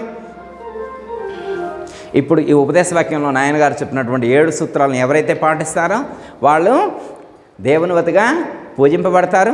వీళ్ళు ఎక్కడా కూడా అడ్వర్టైజ్మెంట్ చేసుకోవాల్సిన అవసరం లేదు. నేను ఈ లక్షణాలు కలిగి ఉన్నానని చెప్పి కూడా అనాల్సినటువంటి అవసరం లేదు. ఎలాగంటే సపోజ్ ఉదాహరణకి ఇప్పుడు మహాలక్ష్మి గారు వస్తూ మంచి పెర్ఫ్యూమ్ యూజ్ చేసి వచ్చారనుకోండి, మనందరికి చెప్పాలా నేను పెర్ఫ్యూమ్ యూజ్ చేశాని? చెప్పాలమ్మా? అవసరం లేదు. హాల్లోకి రాగానే తెలుస్తుంది. ఎందుకు మహాలక్ష్మి గారు పేరు వాడంటే అంతకుముందు కాళిదాస్ గారు మనకి పెర్ఫ్యూమ్ డబ్బాలు తెచ్చేవారు, రూమ్ స్ప్రేలు అవన్నీ తెచ్చారు. ఇప్పుడు తేటలేదులే కానీ అప్పుడు తెచ్చారు. అది గుర్తు చేస్తున్నాను అన్నమాట. అర్థమైందమ్మా? అంటే ఒక వ్యక్తి ఒక పెర్ఫ్యూమ్ యూజ్ చేసి లోపలికి వచ్చినప్పుడు చెప్పకుండానే ఎలా తెలుస్తుందో ఈ యొక్క సుగంధాన్ని, ఈ యొక్క సల్లక్షణాలు ఎవరైతే పాటిస్తారో ఆటోమేటిక్గా వాళ్ళలో నుంచి ఆ సద్వాసన, ఆ యొక్క సుగంధం అనేటువంటిది ప్రకటితమవుతుంది. ఎవరికీ చెప్పవలసినటువంటి అవసరం లేదు. వాళ్ళ యొక్క ప్రవర్తన, వాళ్ళ యొక్క జీవన విధానమే వేరే వాళ్ళకు తెలియజేస్తుంది. అయితే నాయనగారు ఇంకొక మాట అన్నారు ఇక్కడ, దేవునివతిగా పూజింపబడుదురు అని చెప్పిన తర్వాత కింద ఏమన్నారండి ఇంకోటి, తోటి మానవులకు పరమార్థమును చాటి చెప్పుటకు మార్గస్థులుగా ఉందురు అన్నారు. అర్థమైందమ్మా? తోటి మానవులకు మనం అంటే ఈ మార్గంలో జీవించేటువంటి వాళ్ళ లైఫ్ స్టైల్ ఎలా ఉంటుందంటే తన చుట్టూ ఉండేటువంటి వాళ్ళకు కూడా మార్గదర్శకంగా ఆదర్శవంతంగా ఉంటారు వీళ్ళు. ఈ యొక్క లక్షణాలు కలిగినటువంటి వాళ్ళని వాళ్ళ చుట్టాలు కానీ వాళ్ళ ఫ్రెండ్ సర్కిల్ కానీ ఎవరైనా చూస్తే ఏమనుకుంటారు, శభాష్ అనుకునేట్లుగా ఉంటారు. అవసరమైతే పలానా వాళ్ళని ఫాలో అవ్వాలి అనేట్లుగా ఉంటారు. ఇప్పుడు పద్మకే ఉన్నారనుకో, వాళ్ళ చుట్టాల వాళ్ళు ఎవరైనా ఉన్నారనుకో, ఏదైనా ఫోన్ చేసి ఏం చేయాలని చెప్పి, శృతి ఉందనుకో పద్మకే ఫోన్ చేసి అడిగింది, గౌరీ ఉంటే పద్మకే ఫోన్ చేసి అడిగింది, హరిబాబు ఉంటే పద్మకే ఫోన్. ఎందుకు అడుగుతారు? ఇప్పుడు అందరూ అడుగుతారా? ఎందుకు అడుగుతారంటే ఈ మార్గంలో ఎప్పటి నుంచో ఉన్నారు కాబట్టి, ఎంతో అనుభవం ఉంటుంది కాబట్టి, ఏదైనా అర్థం కాకపోతే మంచి సలహా చెప్తారు అని చెప్పి ఈ మార్గంలో నడిచినటువంటి వాళ్ళు చుట్టూ ఉండేటువంటి వాళ్ళకు ఒక మార్గదర్శకంగా ఆదర్శవంతంగా జీవించేటువంటి అవకాశం ఉంటుంది అని చెప్పి ఆ విషయాన్ని కూడా నాయనగారు ఇక్కడ మనకు తెలియజేయటం అనేటువంటి జరిగింది. ఓకే, వారు జన్మరహితమును పొందుటకు తగిన ప్రయత్నం చేసిన వారు అవుతారు. వీళ్ళందరికీ జన్మరహితం అయినోళ్ళు కాదంట ఈ లక్షణాలు ఉంటే. అర్థమైందమ్మా? వీళ్ళందరికీ జన్మరహితం అవుతుందని చెప్పట్లా. ఈ లక్షణాలు ఉన్నటువంటి వాళ్ళు జన్మరహితం కావడానికి కావలసినటువంటి అర్హతను సంపాదించుకుంటున్నారు. అంటే జన్మరహితం కావడానికి కావలసినటువంటి పరిపూర్ణ బోధ వినాలంటే ఈ అర్హత, ఈ లక్షణాలు ఉండాలని చెప్పి ఇక్కడ నాయనగారు మనకి ఈ ఉపదేశ వాక్యం ద్వారా తెలియజేశారు. అర్థమైందమ్మా? ఒక్కటేంటంటే అమ్మా, ఎంత జ్ఞానం తెలిసినా కానీ సద్గురువు యొక్క సన్నిధికి రావాలి, ముఖాముఖి. ఒకటే సద్గురువు జీవించి ఉన్నప్పుడు వారి యొక్క సన్నిధికి రాలేకపోతున్నందుకు చింతించాలి. అంటే మనతో పాటు సద్గురువు కూడా ఈ లోకంలో ఉన్నప్పుడు, సద్గురువు సత్సంగం జరిపినప్పుడు ఆ సత్సంగానికి కానీ ఆ పూజకు కానీ మనం పాల్గొనలేనప్పుడు ఫీల్ అవ్వాలి. అయ్యో, ఈ లోకంలో జీవించి ముందు కూడా మా గురువు ఒక పూజా కార్యక్రమాన్ని లేదా ఒక సత్సంగాన్ని ఏర్పాటు చేస్తే నేను అటెండ్ అవ్వలేకపోయాను అనేటువంటి తలంపు, ఆ ఫీలింగు భక్తుడికి, సాధకుడికి ఉండాలని చెప్పి ఇక్కడ మనకు సూచించడం అనేటువంటిది. మనమందరం కూడా అలాంటి భావంతో ఉంటాం. అర్థమైందమ్మా? మనం అలా జీవించాలి. ఇప్పుడు ఇవన్నీ ఎవరికి చెప్పారు? మనల్ని మనం ఉద్ధరింప చేసుకోవడం కోసమే చెప్పారు. భగవద్గీతలో పరమాత్మ చెప్తారు, ఉద్ధరేదాత్మనాత్మానం ఆత్మానం అవసాదేత్. మనల్ని మనం ఉద్ధరింప చేసుకోవాలంటే మన గురువు గారు చెప్పినటువంటి పద్ధతిగా జీవించాలి. చిన్న ఎగ్జాంపుల్ ఒకటి గుర్తు చేస్తామా? ఎవరైనా ఇంకా టైం అయిపోతే చేయొద్దన్నమ్మా, గుర్తు చేస్తా. ఒక గురువు గారి దగ్గర ఒక శిష్యుడు ఎప్పటి నుంచో చేరి సేవ చేస్తూ ఉన్నాడు. సేవ చేస్తుంటే గురువు గారి దగ్గరికి వెళ్ళిన తర్వాత, గురువుగారు నేను చాలా కాలం నుండి మీ దగ్గర సేవ చేస్తున్నా కదా, మీ ఏమైనా గిఫ్ట్ ఇస్తారా? మామూలు జనరల్గా ఎక్కడైనా కానీ శిష్యులు గురువు గారికి గురుదక్షిణ ఇస్తారు, అవునా కాదమ్మా? ఏమహి, గురుదక్షిణ శిష్యులు ఇవ్వాలా, గురువు ఇవ్వాలా? శిష్యులు ఇవ్వాలి కదా. ఈ శిష్యుడు కూడా గురువు గారి దగ్గరికి వెళ్ళి, గురుదేవ మీరు చెప్పినటువంటి పద్ధతిగా జీవిస్తున్న విషయం మీకు తెలిసిందే కదా, నా దగ్గర చెల్లించుకోవడానికి ఏమీ లేవు, మీరేదైనా గురుప్రసాదంగా అనుగ్రహిస్తే స్వీకరిస్తా, గురుప్రసాదంగా ఏదైనా అనుగ్రహిస్తే స్వీకరిస్తాను. అయితే నాయన నా దగ్గర ఒక మహిమ కలిగిన దర్పణం ఉంది, మహిమ కలిగిన దర్పణం, అద్దం, మహిమాన్వితమైనటువంటి అద్దం ఒకటి ఉంది. ఈ అద్దం చాలా ఉపయోగపడుతుంది నీకు, తీసుకెళ్ళిన ఆయన అంటాడు. ఏం చేయాలి ఆయన?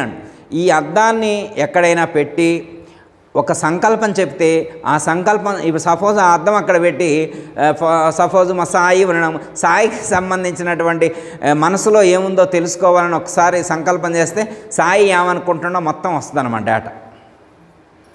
అర్థమైందమ్మా? ఆ అద్దం సపోజ్ మహి దగ్గర పెట్టి మహి ఏమనుకుంటుందో చెప్పాలంటే ఎమ్మటే ఆ అద్దం చెప్పేస్తుంది.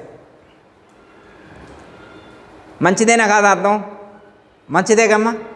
గురువుగారు అర్థం ఇచ్చిండు, గురువుగారు అర్థం ఇచ్చిండు. అర్థం ఇస్తే ఎంత హ్యాపీగా ఉందో, అబ్బా మహిమాన్వితమైన అర్థం ఇచ్చిండు, ఎక్కడికి పోయినా కానీ ఎవరేమనుకుంటున్నారు ఇట్లే పట్టేయచ్చు అని చెప్పి అనుకొని వచ్చిండు. అనుకొని వచ్చిన తర్వాత వాళ్ళ అత్తగారింటికి వెళ్ళిండు.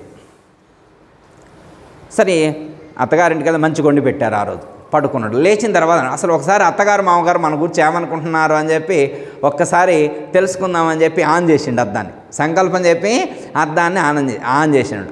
అద్దాన్ని ఆన్ చేస్తే అత్తగారు మామగారు ఈయన తిట్టుకుంటున్నారు.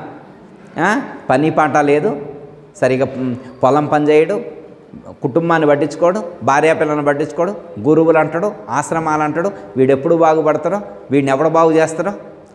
వాళ్ళు తిట్టుకుంటున్నారు. నేను నా గురించి రాంగలోనే మంచిగా పొగిడితే, అబ్బా గురుసేవ చేసి వస్తాను అని పొగిడితే నిజంగా పొగిడాను అనుకున్నాడు. కానీ లోపల తిట్టుకుంటున్నారు, బయటికి ఇలా అంటున్నారు. ఈయనకి నచ్చలేదు, వాళ్ళు నచ్చలేదు. వెంటనే బావమరి దగ్గరికి వెళ్ళిండు. ఒక్క నిమిషం కూడా ఉండలేకపోయింది అనమాట. అక్కడ అంత కుళ్ళు కుతంత్రాలతో ఉన్నారు. అర్థమైందమ్మా? ఇక ఇంటికి వచ్చిండు, ఓ ఫ్రెండ్ దగ్గరకు తీసుకెళ్ళి వాడిని చూసిండు. ఫ్రెండ్ కూడా అంత ఈర్ష ద్వేషాలతో రగిలిపోతున్నవాడు. ఇలా ఎంతోమందిని టెస్ట్ చేసిండు. టెస్ట్ చేసిన తర్వాత నిమిషం కూడా నిలవలేకపోతున్నాడు. భార్య దగ్గరికి వెళ్ళి టెస్ట్ చేసి భార్య దగ్గర కూడా ఈయనకు నచ్చని లక్షణాలు చాలా ఉన్నాయి. అర్థమైందమ్మా? కొడుకుని చూసిండు. కొడుకుని చూస్తే కొడుకు కూడా మనీ మైండెడ్గానే కనపడ్డాడు. ఇక ఆ అద్దం ఉండటం వల్ల ఒక్కళ్ళు కూడా మంచిగా కనపట్టాలి ఆయనకి. అందరూ చెడ్డోళ్ళలాగానే కనపడ్డారు. అద్దం వల్ల అందరూ చెడ్డోళ్ళలాగానే కనపడ్డారు. అప్పుడు ఇంతకుముందు ముఖంలో ఉన్నటువంటి ఆనందం లేదు. ఇప్పుడు ముఖంలో అంత ఆనందం లేదు. ఎందుకంటే భార్య మంచిగా లేదు, కొడుకు మంచిగా లేడు, కోడలు మంచిగా లేదు, అత్తగారు బాగలేదు, మామగారు లేదు, ఫ్రెండ్స్ లేరు. ఎవ్వడు చూసినా కానీ ఈర్ష్య, అసూయ, రాగము, ద్వేషము, అరిషడ్వర్గాలు, అష్టమదాలు, ఈషణత్రయాలు, వాసనత్రయాలు ఇట్లా స్వార్థంతో దుర్గుణాలతో నిండిపోయి ఉన్నారు. ఆనందంగా ప్రశాంతంగా సల్లక్షణంతో ఉన్నోళ్ళు ఒక్కళ్ళ కనపడలే ఆయనకు. గురువుగారు, ఇగో ఈ అద్దం తీసుకోండి, ఎందుకంటే దీనివల్ల నాకు సరైనటువంటి జ్ఞానోదయం అయింది, ఇక నేను ఇంటికి పోనీ ఇక్కడే కూర్చుంటా అన్నాడు. నేను ఇంటికి ఏం చేసేని పోయి వాళ్ళందరూ లక్షణాలు ఏంటో నాకు బయటపడ్డాడు. అప్పుడు గురువుగారు, నాయన ఈ అద్దం నీకు ఇచ్చింది వాళ్ళ లక్షణాలు చూడటానికి కాదు, నీలో ఏ లక్షణం లేకుండా ఉండటం నేర్చుకోవడం కోసం ఇచ్చా. ఇది వాళ్ళందరి మీద ప్రయోగించినవు కాదు, నీ మీద నువ్వు ప్రయోగించుకోలేదు. అర్థమైందమ్మా? ఇప్పుడు ప్రతి మనిషి యొక్క ఆలోచన ఎదుటివాడు బాగుంటే బాగా అనుకుంటాడు, ఎదుటి వాళ్ళందరూ మంచిగుంటే బాగా అనుకుంటాడు. ఎదుటి వాళ్ళందరూ మంచిగా ఎప్పుడు ఉంటారు? నువ్వు మంచిగా ఉంటే వాళ్ళందరూ నీకు మంచిగా కనబడతారు. నువ్వు మంచిగా లేకపోతే వాళ్ళెందుకు నీకు మంచిగా కనబడతారు? మనకి తెలుసుకమ్మా, ధర్మరాజుకి దుర్యోధనుడికి టాస్క్ పెట్టారు. ధర్మరాజు లోకంలో ఒక చెడ్డోడిని తీసుకురావాల. ధర్మరాజు చెడ్డోడిని, దుర్యోధనుడు మంచివాడిని. లోకం మొత్తం ఎదిగారంట. ధర్మరాజుకు చెడ్డోడు కనపడలా, దుర్యోధనుడికి మంచోడు కనపడ. మరి నిజంగా లోకంలో మంచోళ్ళు చెడ్డోళ్ళు లేరా? ఉన్నారు. కాకపోతే వాళ్ళ దృష్టిని బట్టి, వాళ్ళ యొక్క బుద్ధిని బట్టి. అలాగే మనం మంచిగా ఉంటే అందరూ బాగుంటారు అనేటువంటి కాన్సెప్ట్తో మనం జీవించాలి. ఓకే, అంటే నాయనగారు ఇక్కడ చెప్పినటువంటి పద్ధతిగా 57వ వాక్యంలో చెప్పినటువంటి పద్ధతిగా ఇలాంటి సల్లక్షణాలను 7 లక్షణాలను మనం అలవాటు చేసుకుంటే ఖచ్చితంగా ఉన్నతమైనటువంటి స్థితిలో మనం ఉంటాం. ఇంకోటి మనకు తెలియదు, ఈ స్టోరీ లాంటిదే చిన్న ఎగ్జాంపుల్ మన గురువుగారు చెప్తే విన్నమ్మా. ఒక ఆశ్రమంలో ఒక చిలక ఉంది. ఇందాక మా వశిష్ఠ చెప్పిన చిలక లాంటిది కాదు, ఇది ఇంకొంచెం స్పెషాలిటీ ఉన్నటువంటి చిలక. ఇది ఇంకొంచెం స్పెషాలిటీ ఉంది. ఈ చిలక ఇంకొక స్పెషాలిటీ ఏంటి? చిలకలో ఉన్న మీ టీ తాగే లోపల ఈ చిలకలో స్పెషాలిటీ ఏంటి? దీనికి పరకాయ ప్రవేశం, స్వకాయ ప్రవేశం, ఈ నాలెడ్జ్ ఉంది. దానికి ఉన్న నాలెడ్జ్ ఏంటంటే వేరే వాళ్ళ శరీరాలకు కూడా వెళ్ళి వాళ్ళ భావాలు, ఫీలింగ్స్ కనుక్కునేటువంటి మల్టీ టాలెంటెడ్ చిలకని ఏమంటారు ఇంగ్లీష్లో? Okay, parrot. ఆ చిలుక అలాంటి లక్షణాలు కలిగి ఉంది. అయితే ఒకరోజు పౌర్ణం పూజకి కొంతమంది వచ్చి డిస్కషన్ చేస్తున్నారట. కొత్త భక్తులు వచ్చారు. పౌర్ణం పూజకమ్మ కొత్తగా భక్తులు వచ్చారనమాట.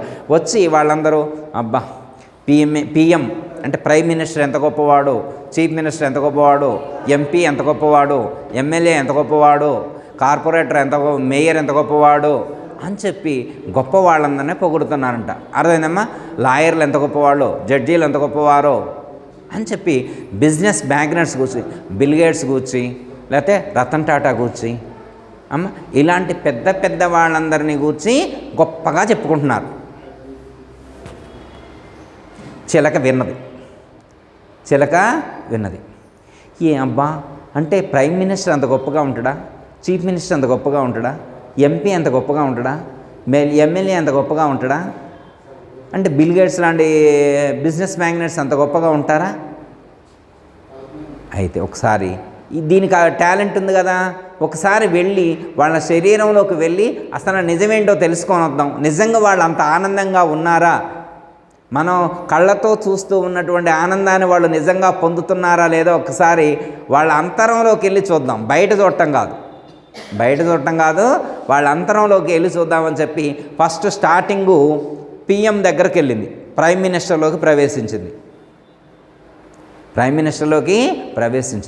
ప్రైమ్ మినిస్టర్లో ప్రవేశించిన తర్వాత గంట కూడా ఉండలేకపోయింది. ఆ స్ట్రెస్కి, ఆయన పడే స్ట్రెస్కి గంట కూడా ఉండలేకపోయింది. తర్వాత వెంటనే వచ్చి సీఎం గారి యొక్క మనసులోకి దూరింది. సీఎం గారి శరీరంలో కూడా అంతే ఎక్కువసేపు ఉండలేకపోయింది. మినిస్టర్, ఎంపీ, ఎమ్మెల్యే ఎవరు శరీరంలో దూరిగినా కానీ ఎవరు ఆనందంగా లేరు. ఒకటే స్ట్రెస్, ఒకటే టెన్షన్. మళ్ళా వాళ్ళ చాలామంది నాయకుల యొక్క లోపల కుళ్ళు, కుతంత్రాలు, ఈర్ష్య, అసూయ, ద్వేషం ఇవన్నీ కూడా ఇరుక్కొని ఉన్నాయి. ఎవరి శరీరంలో కూడా ఇమడలేకపోయింది. ఇక అప్పుడు బిజినెస్ మ్యాగ్నెట్స్ వాళ్ళెంత ఆనందంగా ఉన్నారో, మన ఈ మధ్యన ఒక ఆయన గారు గ్రాండ్గా పెళ్లి చేసింది కదా, అలాంటి వాళ్ళు ఎంత అద్భుతంగా అనుకుంటారు, ఎంత ఆనందంగా ఉన్నారో అనుకుంటాం కదా. మనం వెళ్ళి వాళ్ళ మనసులో దూరిందంట. రాత్రి కూడా పడుకోవడానికి 8 నిద్ర మాత్రలు వేసుకొని పడుకుండంట. అయినా నిద్ర రాలేదంట ఆయనకి. 8 నిద్ర మాత్రలు లేదు అంటే అంత స్ట్రెస్ ఫీల్ అవుతున్నాడు. మరి అన్ని చుట్టూ కోట్లు ఉన్నాయి, ఆనందం కరువైంది, మనసారా నిద్ర లేదు. నిద్రపోతే ఎవరు ఏ రూపాన వచ్చి కుట్ర చేస్తారో, ఆస్తి ఎక్కడ కొల్లగొడతారో, ఎక్కడ ఎవడు ఏ మందు పెట్టి చంపేస్తాడో అని చెప్పి ప్రశాంతత లేకుండా జీవిస్తూ ఉన్నాం. అర్థమైందమ్మా? అలా తిరిగేటువంటి ఆ చిలక అందరి దగ్గర తిరిగి హైదరాబాదు సుభాష్ నగర్లో ఉన్న ఆశ్రమంలోకి వచ్చింది. ఇక్కడికి వచ్చిన తర్వాత పూజ చేస్తుంటే ఒక భక్తుడు హృదయంలోకి వెళ్ళిందంట. 10 నిమిషాలు, అర్ధగంట, గంట, 2 గంటలు, 3 గంటలు, 5 గంటలు వెళ్ళట్లేదంట అక్కడి నుంచి. ఎందుకని? మరి ఎమ్మెల్యేలు, ఎంపీలు, సీఎంలు, పిఎంలు అక్కడికి పోయి అక్కడిని ఇమ్మలేకపోయింది. ఇక్కడికి వచ్చిన తర్వాత వీళ్ళ శరీరంలోకి వెళ్ళాక బయటికి రావట్లా. ఇక్కడ ఆనందంగా ఉన్నారు వీళ్ళంతా. ఇక్కడ ఆశ్రమంలో హైదరాబాద్ జీడిమెట్ల సుభాష్ నగర్ ఆశ్రమంలో ఉన్న భక్తుల హృదయంలో ఉన్న ఆనందం కోట్లు ఉన్నటువంటి వాళ్ళ యొక్క హృదయాల్లో లేవు. ఎంత అద్భుతం! మరి అంత ఆనందాన్ని ఇచ్చేటువంటి చిలకనిచ్చారు నాయనగారు. అమ్మ ఏమో అయ్యగారు, మీరు అన్నట్టుగా మరి ఏ చిలకలు లోపలికి వచ్చి పోతున్నాయో తెలియదు. ధ్యానం చేసేప్పుడు ఏదో గొంతులో పోయి ఉంటుంది, అది చిలకే అయి ఉంటుంది. అంతేనా? ధ్యానం చేసేప్పుడు గొంతులోకి ఏదో పోయింది, అది చిలక అయి ఉంటుంది, అందుకే గట్టిగా పోయింది. అట్లేనా? అది కాదుగా. అంటే అమ్మ, నాయనగారు ఏం చెప్పారో అమ్మగారు అది పాటించారు, అమ్మగారు ఏం చెప్పారో అదే పాటిస్తారు. మరి నాయనగారికి ఎక్కడి నుంచి వచ్చింది? సనాతనమైనటువంటి పరంపరా ప్రోక్తంగా ప్రాప్తించినటువంటి జ్ఞానాన్ని వారు మనకు వెదజల్లారు. మనం దాన్ని పొంది ఉన్నాం, గొప్ప అనుభూతిని పొందుతున్నాం. ఇంత ఆనందం, ఇంత అనుభూతి మరెక్కడా లభించదు. అర్థమైందమ్మా? ఎక్కడా లభించదు. ఇక్కడ లభించలేదు అంటే మనం సరిగ్గా వినలేదని అర్థం. వారు చెప్పినట్టు వినలేదని అర్థం. చెప్పినట్టు వింటే వారికి కలిగిన ఆనందం మనకెందుకు కలగదు? అర్థమైందమ్మా? వారికి కలిగిన ఆనందం మనకి కూడా కలుగుద్ది. ఎట్లా అంటే అమ్మా, మాకి షాపూర్లో పుల్లారెడ్డి స్వీట్ తీసుకొచ్చిందంట.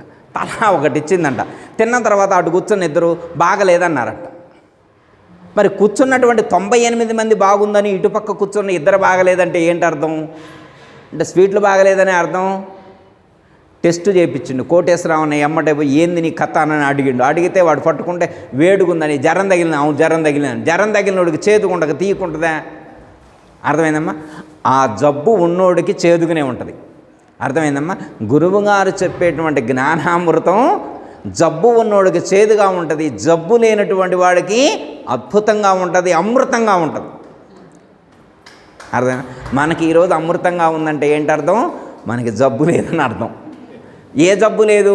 అజ్ఞానం అనే జబ్బు, అహంకారం అనే జబ్బు, అర్థమైందమ్మా? అష్టమదాలనే జబ్బు, ఈషణత్రయాలనే జబ్బు, వాసనత్రయాలనే జబ్బు మనకి లేదు. అర్థమైందమ్మా? వాటన్నిటికీ మందు బిళ్ళలు వాళ్ళు ఇచ్చారు, మనం వేసుకున్న జబ్బు క్లోజ్. మందు మంచిది ఇచ్చినారమ్మా శ్రీ సత్యయాక్యుడు, మందు మంచిది ఇచ్చినారమ్మా. వారు మంచి మందు మనకిచ్చారు. ఆ మందు వేసుకుంటే మనకున్న జబ్బులు మొత్తం పోయినాయి. ఇప్పుడు హ్యాపీ. మళ్ళీ ఒకవేళ ఏదైనా తేడా జరిగితే ఇంకో కోర్సు వాడదాం, దానికి ఏముంది? ఇప్పుడు ఒక ఆయనకి టైఫాయిడ్ జ్వరం వచ్చింది, తగ్గింది, మళ్ళీ వచ్చింది అనుకో, మళ్ళీ కోర్సు వేసుకుంటారా లేదా? అందుకే మళ్ళీ కోర్సు స్టార్ట్ చేసినాం మనం. మళ్ళీ ఇంకో కోర్సు స్టార్ట్, ఆ కోర్సే మళ్ళీ ఒకసారి కోర్సు తీసుకుంటున్నాం. ఏమనుంటే వదిలిపోయింది. అందులో ఏమాత్రం కూడా సందేహం లేదు. జయతల సద్గురు ప్రభు మహారాజుకు అందరికీ జయ గురు. మరిన్ని ఆధ్యాత్మిక రహస్యాల కోసం అచల బోధ, ఆత్మబోధ, భగవద్గీత, అలాగే పండుగల్లో దాగిన అర్థాలు, అంతరార్థాల కోసం మరియు యోగము, ధ్యానము మొదలైన అనేక ఆధ్యాత్మిక తెలుగు ప్రవచనాల కోసం క్రింద ఉన్నటువంటి రెడ్ కలర్ సబ్స్క్రైబ్ బటన్ను క్లిక్ చేయండి. అలాగే ప్రక్కనే ఉన్నటువంటి గంట సింబల్ను నొక్కండి. అలాగే ఈ వీడియో మీకు నచ్చినట్లయితే లైక్ చేయండి మరియు షేర్ చేయండి. జై గురు.